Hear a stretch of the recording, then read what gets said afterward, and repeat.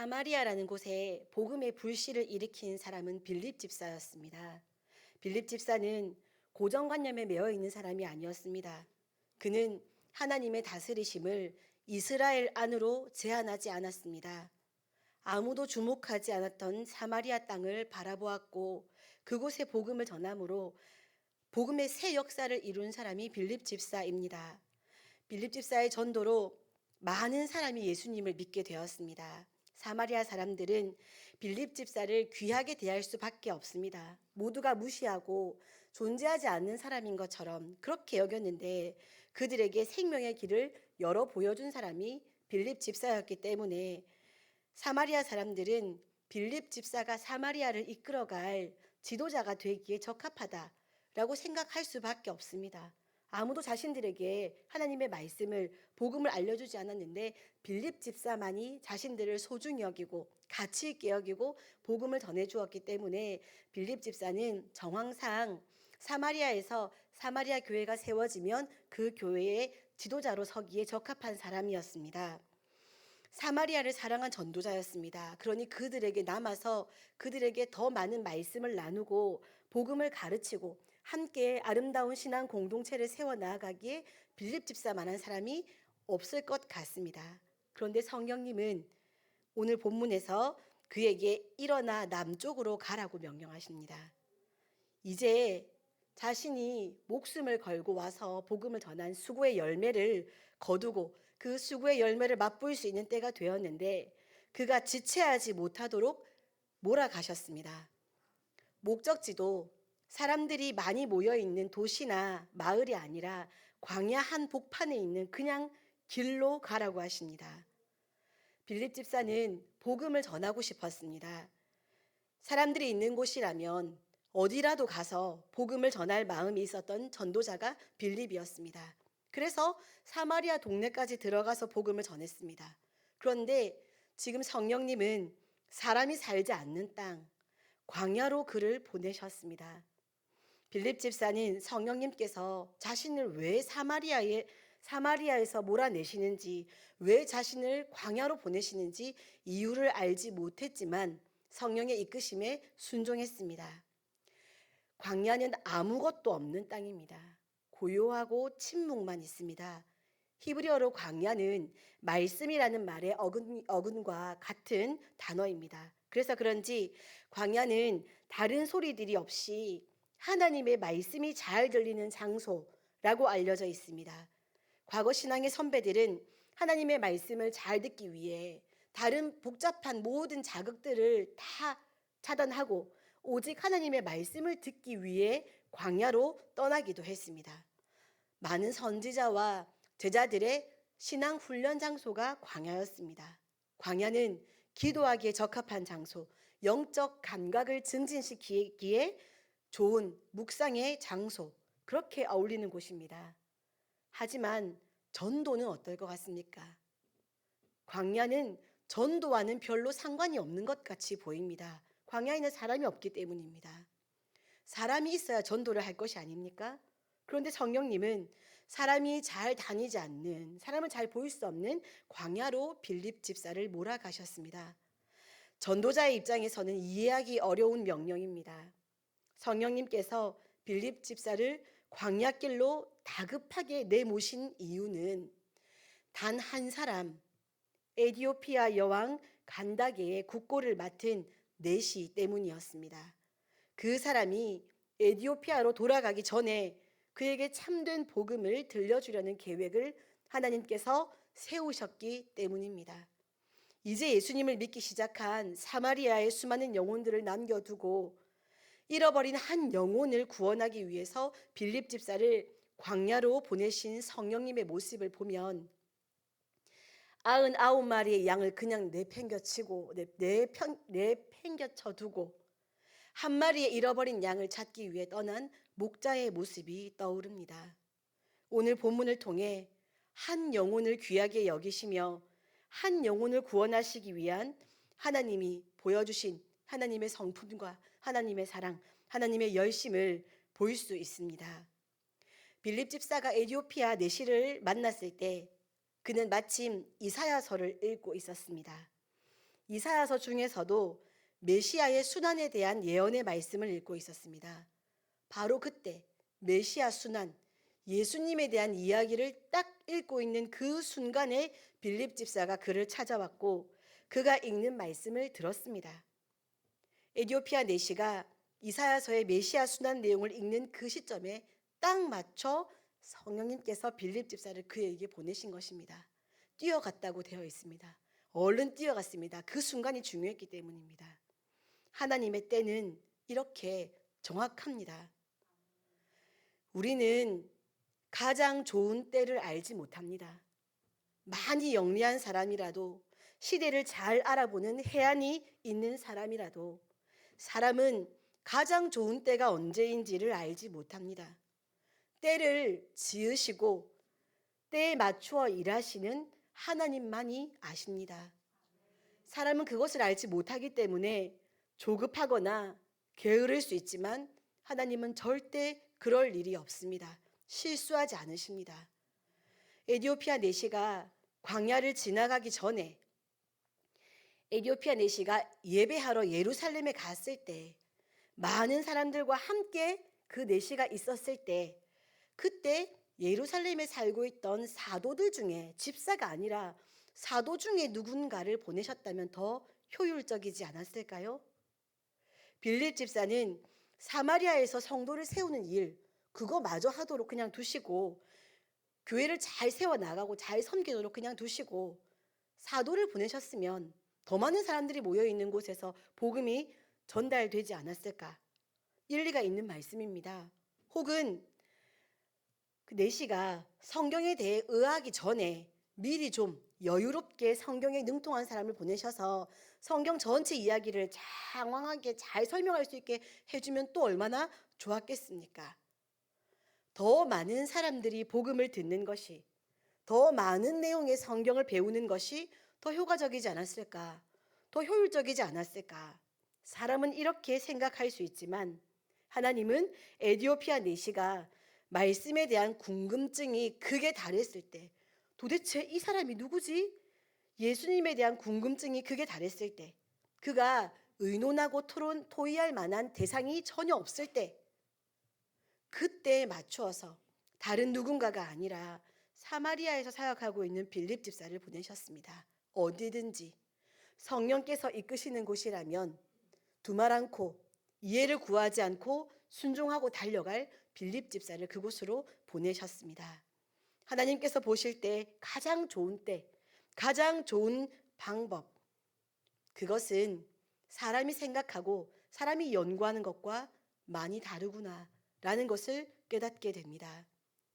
소돔 고모라의 심판 때 천사는 롯의 구원을 위해서 그에게 도망가라고 강력하게 독촉했습니다. 아주 서둘러서 도망가라고 했습니다. 롯은 그때 세상에 대한 미련과 두려움 때문에 움직임이 민첩하지 않았습니다. 실제로 구원을 받는 사람은 천사가 아니라 롯 자신인데도 롯이 더 무졌고 더 더뎠습니다. 우리의 문제인데도 하나님께서 더 급히 움직이실 때가 있습니다. 우리가 하나님의 때를 알지 못하기 때문에 하나님은 가장 좋은 때를 아시기 때문에 우리의 일이고 우리의 구원이고 우리의 행복이고 우리의 기쁨인데 하나님이 더 급하게 우리의 일을 해나가시는 것을 볼 때가 있습니다. 반대로 하나님은 아직 때가 아니라고 하시는데 섣부르게 왕이 되고자 아버지를 반역하고 압살롬은 왕위를 찬탈했습니다. 아버지가 맨발로 도망가도록까지 하면서 왕위를 찬탈했습니다. 하나님의 시간표와 맞지 않고 하나님의 방법과 맞지 않으니 압살롬은 혼자서 신나게 달려가다가 죽음을 당하게 됩니다. 게으르지 않고 미련하지 않고 반대로 조급하지 않고 서두르지 않고 하나님의 시간표에 맞춰 순종함으로 하나님의 뜻을 이루어가는 지혜로운 하나님의 백성이 되고 싶어집니다. 빌립 집사는 에디오피아 내시가 읽고 있던 이사야서의 말씀에 대해 물으며 대화를 시도했습니다. 빌립 집사가 그 말씀의 의미를 깨달았는지 물었고 에디오피아 내시는 가르쳐주는 사람이 없어서 깨닫지 못했다고 솔직하게 대답했습니다. 에디오피아 내시가 내가 지금 성경을 읽고 있으니 됐다. 내가 몇 번 반복해 있다 보면 깨닫게 될 것이다. 충분하다. 라고 말하지 않았습니다. 나는 도무지 깨닫지 못하겠다. 나를 가르쳐 주는 이가 필요하다. 솔직하고 겸손하게 대답했습니다. 성경은 열심히 읽기만 한다고 이해할 수 있는 책이 아닙니다. 성령님께서 깨닫게 해주셔야만 깨달을 수 있습니다. 그래서 하나님은 성경을 읽는 사람에게 도울 자를 붙여주십니다. 말씀에 담긴 크고 깊은 뜻을 전해줄 말씀 대언자를 우리 곁에 준비시켜 주십니다. 혼자 집에서 성경 읽으면 되는데 왜 굳이 교회에 모여서 예배를 드리는가? 왜 예배 시간에는 항상 설교를 듣는 시간이 있는가? 이렇게 졸리는데 아주 그냥 흰자가 무섭게 이렇게 되고 있는데 왜 그렇게 굳이 이렇게 설교 시간이 예배 시간이 있어야 되는가? 오후 찬양 예배면서 왜 그럴까요? 왜 이렇게 설교라는 말씀을 우리가 해석하고 풀어서 들어야 할 시간이 필요할까요? 읽기만 한다고 알 수 있는 것이 아니기 때문입니다. 그러면 말씀이 이해도 안 가는데 왜 개인적으로 말씀을 읽는 시간, 왜 스스로 말씀을 묵상하는 시간이 필요한가요? 궁금하시지요? 스타트 300. 왜 그렇게 해야 되냐? 교회 와서 말씀을 들으면 되지? 왜 그럴까요?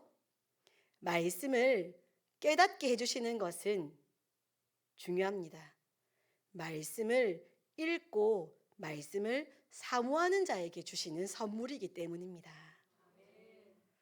성령의 깨닫게 하심은 하나님의 일꾼을 보내셔서 열어 보여주시는 것은 아무나에게 주시는 것이 아닙니다. 성경을 읽는 자, 말씀을 사모하는 심령에게 깨달을 길을 보여주십니다. 그래서 우리는 항상 사모하는 마음으로 말씀을 읽고 그 읽은 말씀이 나의 말씀이 되기를 사모하는 마음으로 설교를 들어야 합니다. 누가복음에 의하면 부활하신 예수님은 주님의 죽으심과 부활, 하나님 나라에 대한 풀리지 않는 의문을 가지고 걸어가던 제자들에게 나타나셔서 다른 누군가가 아니라 예수님에 대해 하나님의 나라에 대해 의문을 가지고 고민하며 뭘까? 왜 그럴까? 하고 마음을 담고 있는 그들에게 예수님께서 나타나셔서 함께 걸으며 성경 말씀을 풀어주셨습니다. 오늘 본문에서도 고난받는 종이 과연 누구인지 궁금해하며 성경을 자세히 살펴보고 있는 에디오피아 내시에게 그냥 막 뜻도 목적도 없이 막 그냥 걸어다니는 아무개가 아니라 성경을 자세히 살펴보고 있는 이 내시에게 빌립 집사라는 그 지금 사마리아에 할 일이 얼마나 많은데 그 집사를 굳이 몰아서 보내가지고 이렇게 그의 궁금증을 해결할 수 있도록 지도해 주셨습니다. 성경을 읽으면서 그 안에 담긴 뜻과 의미를 다 이해한다는 것은 불가능합니다.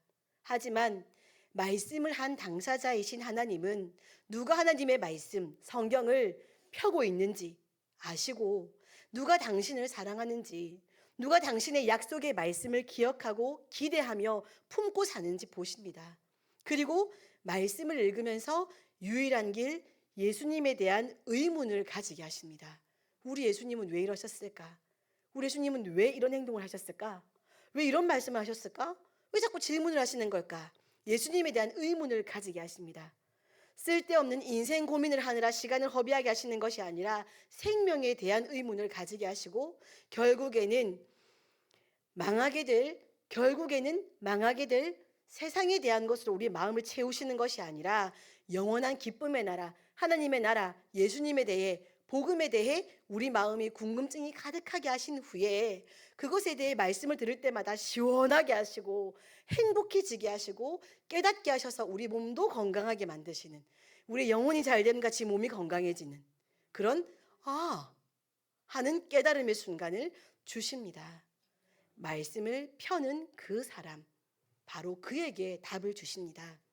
그 답을 얻은 사람은 주님을 바르게 알고 주님과 동행하며 자기도 모르는 사이에 한 걸음 한 걸음 천국을 향해 걸어가게 됩니다. 빌립 집사는 이사야가 예언한 메시아 예수님에 대해서 이야기했습니다. 그 의문으로부터 시작하여 복음 전체를 전했습니다. 예수 그리스도의 죽으심, 부활의 복음을 전했습니다. 에디오피아 내시에게 복음을 전할 수 있는 절호의 기회를 성령님께서 만들어 주셨고, 빌립 집사는 자신이 상상도 하지 못한 대상에게 복음을 전하는 은혜를 누리게 되었고, 그 은혜에 그 부르심에 순종했더니, 그 주신 기회를 놓치지 않았더니 에디오피아 내시 한 사람을 통하여 에디오피아 전역에 복음이 전파되는 그 놀라운 일에 쓰임 받은 사람이 바로 순종했던 빌립 집사였습니다. 에디오피아 내시는 빌립 집사의 가르침을 듣고 복음을 깨달았습니다. 예수님이 어떤 분이신지 알게 되었습니다. 그러자 내시는 그 즉시 예수 그리스도의 이름으로 세례를 받기를 자청합니다. 36절 말씀을 제가 읽어드리겠습니다. 길 가다가 물이 있는 곳에 이르러 그 내시가 말하되 보라 물이 있으니 내가 세례를 받음에 무슨 거리낌이 있느냐. 광야에 그냥 있는 물에서 세례를 받고자 합니다. 에디오피아 왕실의 관리로서 쉽게 할 수 있는 행동이 아닙니다. 예수님에 대한 진정한 믿음이 생기지 않았다면 하지 않았을 행동입니다. 에디오피아 여왕 간다게의 모든 국고를 맡은 고위 관직을 소유한 사람입니다. 자신이 지금까지 살아온 생활 양식, 문화, 습관, 전통, 자신이 가지고 있는 권위, 삶의 레벨, 격식들, 이런 여러 가지 조건을 생각하면 쉽게 내릴 수 없는 결정입니다. 굳이 지금 당장 꼭 그렇게 세례를 받았어야 합니까? 계속 말씀을 들으면서 에디오피아까지 가가지고 빌립에게 받자고 하면 또 어떻겠는가. 우리 생각에는 다양한 생각이 드는데 지금 이 에디오피아 내시는 그럴 것 없다. 당장 세례를 받고자 합니다. 아무 거리낌이 없습니다. 환경에 거리낌이 없고 내가 지금까지 살아온 패턴과도 아무 상관이 없습니다. 마치 내일이 다시는 없을 것처럼 예수님을 구주로 믿으니 당장 나에게 세례를 달라. 이 모습도 참으로 훌륭합니다. 우리 새벽교회 성도님들께서 얼마나 말씀을 잘 듣고 계시고 얼마나 신앙이 아름답게 성장해가고 계신지 행정을 담당하고 있는 목사로서 안 보려고 해도 안 볼 수가 없습니다. 신청서가 나갔다 하면 내일이 없을 것 같이 당장의 신청서가 왁 들어오는 지금 우리 교회 분위기가 그렇습니다. 단기 선교만 가고 싶어서 그러는 것이 아닙니다. 스타트 300도 왁, 또 지금도 술래기도 왁 들어왔습니다. 내일이 없을 것처럼. 우리가 스타트 300일 동안 다 못하면 무슨 상관입니까? 오늘 신청했으면 땡이 아닙니까? 하나님께서 우리의 작정을 받으셨으니. 우리 성도님들의 지금의 신앙의 모습도 이 에디오피아에서와 좀 비슷합니다. 내일이 없을 것처럼 당장 세례를 주십시오. 당장. 그런 훌륭한 모습을 보여주었습니다. 39절에서 내시는 세례를 받은 이후에 기쁘게 길을 갔다고 합니다. 예수 그리스도를 깨닫자 즉시로 예수를 주로 고백하고 예수님으로 인해 새로 태어난 징표 세례를 받으니 그에게도 사마리아 성에 임했던 큰 기쁨이 임했습니다. 진짜 복음을 받은 것입니다. 제가 지난번에 사마리아의 복음이 전해진 이야기하면서 말씀드렸지요. 복음을 가진 자의 증거는 졸음이 아니라 복음을 가진 자의 증거는 기쁨이라 했습니다. 복음은 기쁨입니다. 내시도 기쁘게 길을 갔습니다. 말씀 좀 더 배우면 좋겠는데 아쉽다. 아니요. 충분했습니다. 예수님을 깨달았고 예수님을 소유했기 때문에 너무 충분히 기쁘게 자신의 집으로 돌아갔습니다. 이 구원의 역사를 위해 성령님께서 주도적으로 일하셨고 빌립 집사는 두말 없이 순종함으로 선한 도구로서 또 한 번 귀하게 쓰임을 받았습니다. 이것이 존귀한 인생 아니겠습니까? 빌립 집사의 사역은 여기서 멈추지 않았습니다. 38절부터 40절까지 말씀을 우리 다 함께 다시 한번 읽어보겠습니다. 38절부터 40절까지입니다. 시작. 이에 명하여 수레를 멈추고 빌립과 내시가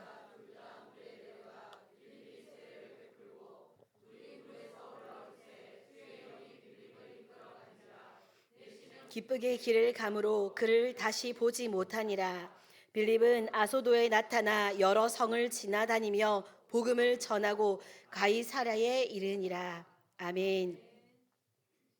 사람을 살리는 일이 너무 급해서 동분서주하시는 성령님의 모습이 빌립 집사의 움직임을 통해 드러납니다. 세례를 주기 무섭게 바로 출발 하고 계시는 게 보이십니까? 말씀에서 사마리아에서 광야에서 이제 또 즉시로 아소도 여러 성으로 가이사랴로 아주 부지런히 움직이시는 성령님의 모습이 그려집니다. 성령님의 이끄심에 따라 빌립 집사는 아소도 지역의 여러 성을 다니며 부지런히 복음을 전했습니다.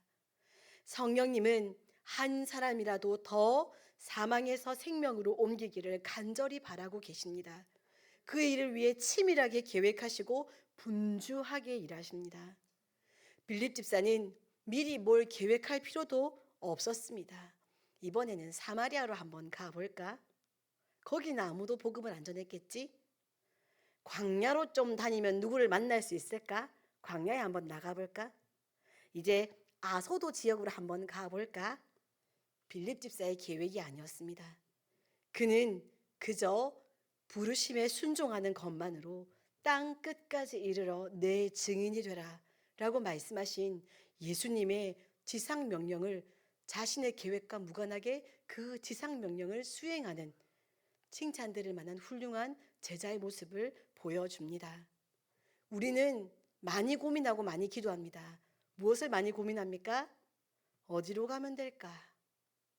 오른쪽인가 왼쪽인가? 그래서 무당들이나 점치는 사람들이 말해주지요. 동쪽에서 귀인이 나타날 것이니 아무 상관없으니 그냥 갈 길을 가거라. 성령의 인도하심을 따라. 이렇게 성경은 말씀하시지요. 우리는 어느 지역으로 가면 좋을까요, 하나님? 몇 평에 살면 좋을까요? 제가 무슨 직장에 취직하면 좋을까요? 제가 어떤 남자를 만나면 좋을까요? 우리가 궁금한 것과 성령께서 일하시는 것은 정말 다르다 싶은 생각이 듭니다. 빌립 집사는 단 하나의 계획도 세우지 않고도 아주 바쁘게 복음을 증거하는 선한 사역을 감당했습니다. 빌립 집사가 하나님의 음성에 민감하지 않고 들리는 말씀에 순종하지 않고 사람이 많은 도시에 머무르기만 원했다면, 익숙한 삶의 패턴을 누리고 그렇게 살기만 원했다면, 이해할 만한 일만 하며 살았다면 하나님의 놀라운 역사는 빌립 집사를 통해서는 나타나지 않았을 것입니다. 타락한 사람은 참 하나님과 다른 것 같습니다. 타락해 버린 바람에 우리가 창조될 때 가졌던 하나님의 형상과는 상관없는 모습을 너무 많이 추구하며 살고 있는 것 같습니다. 사람이라는 존재가 해봤자 거기서 거긴데 효율을 따집니다. 효과를 운운합니다. 영향력을 계산합니다. 하물며 이 땅의 이익을 넘어 교회 공동체와 하나님의 나라를 위한 사역을 하면서도 자신의 기준에 따라 효율과 효과를 기준으로 세웁니다. 하나님은 사람의 숫자나 효율성에 연연하지 않으십니다. 하나님은 한 영혼만을 위해서도 특별한 만남을 작정하시고 준비하시고 때를 기다렸다가 장소를 준비하시고 일꾼을 부르셔서 자신의 작정하신 바를 반드시 이루십니다. 그래서 에디오피아에 복음이 들어가게 된 것입니다. 얼마나 효율적인 일입니까? 광야에서 한 사람 만나서 한 번 복음 전했는데 에디오피아로 선교를 가서 선교한 것보다 훨씬 더 큰 효과가 나타났습니다.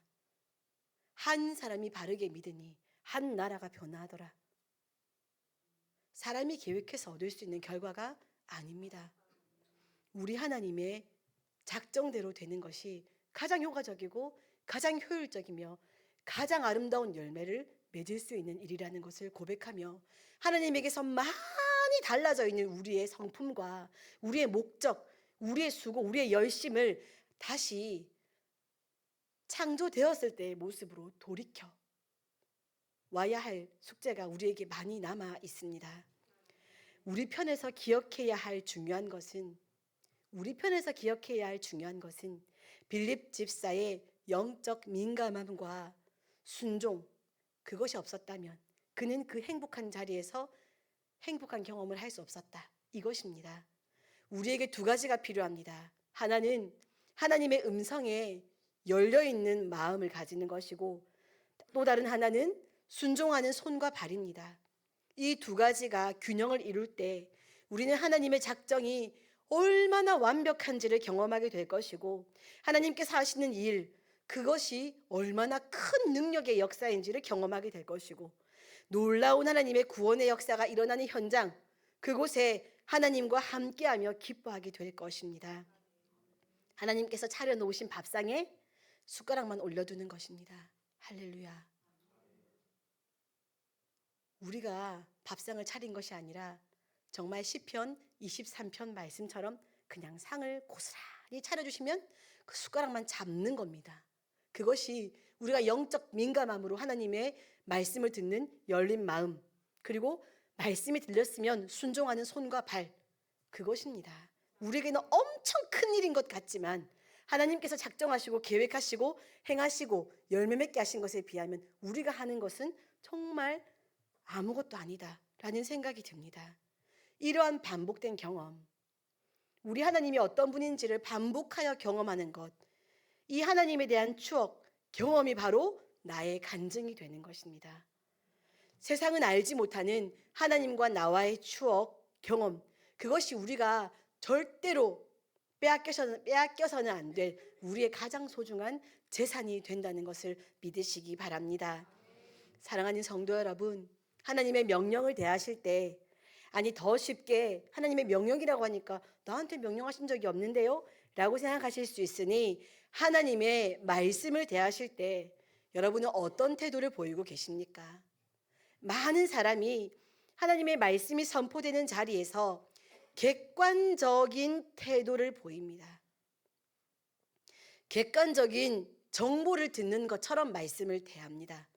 나 한 사람에게 하나님께서 지금 나를 바라보시며 나에게 하시는 말씀이라고 생각하지 않고, 하나님의 특별한 음성이라고 생각하지 않고 그리스도인 누구에게나 알려주고 있는 성경 지식이다.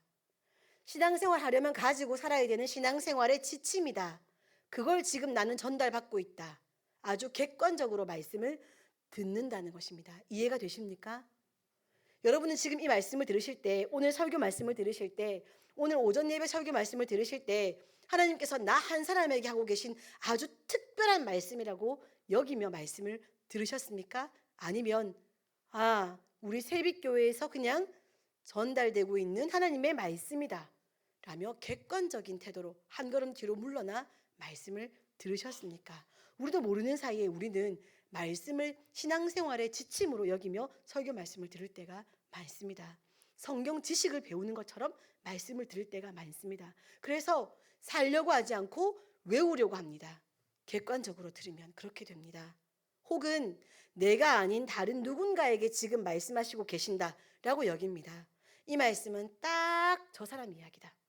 목사님이 누구한테 무슨 얘기 들었나 보다. 그래서 저 사람 들으려고 지금 이 말씀을 하시고 계시구나. 역시 나는 아무 상관없습니다. 이 설교 시간에. 왜 여기 앉아 있는지 모르겠습니다. 나와 상관없는 말씀을 듣는 시간에. 나에게 말씀하시는데 타인에게 말씀하고 있다고 여기거나, 혹은 나에게 말씀하시고 계시는데 객관적인 신앙생활의 지침과 같이 여기고 있는 그런 모습으로 설교 말씀을 들을 때가 많습니다.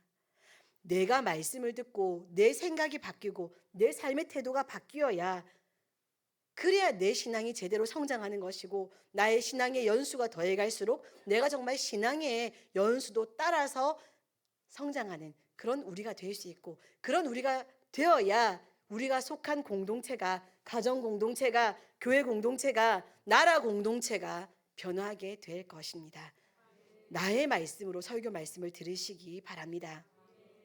이런저런 핑계와 망설임 속에서, 아니면 말씀에 대한 객관적인 이해로 우리는 하나님께 순종해야 할, 나에게만 주어진 순종할 수 있는 아주 특별한 기회를 놓치고 순종의 복을 발로 차버리는 그런 미련을, 그런 어리숙함을 행하곤 합니다. 순종하지 않는 것은 다른 누군가에게 해로운 것이 아닙니다.